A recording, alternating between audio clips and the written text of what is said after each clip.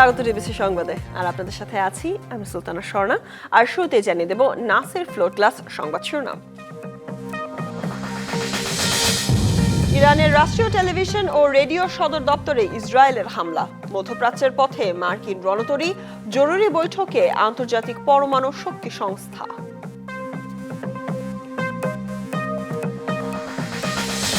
বিতর্কিত ৩ জাতীয় নির্বাচন আয়োজনে জড়িতদের ভূমিকা তদন্তে কমিটি গঠনের নির্দেশ প্রধান উপদেষ্টার।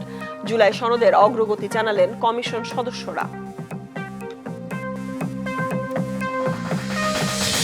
ইউনুস তারেক বৈঠকে গুণগত পরিবর্তন এসেছে রাজনীতিতে, কমেছে বিশৃঙ্খলা, কারো দায় মুক্তি নিয়ে আলোচনা হয়নি, দাবি বিএনপির। এবং বসুন্ধরা গ্রুপের 2 জন সহ আরো 4 বাংলাদেশির সম্পদ জব্দে যুক্তরাজ্যে দুদকের চিঠি।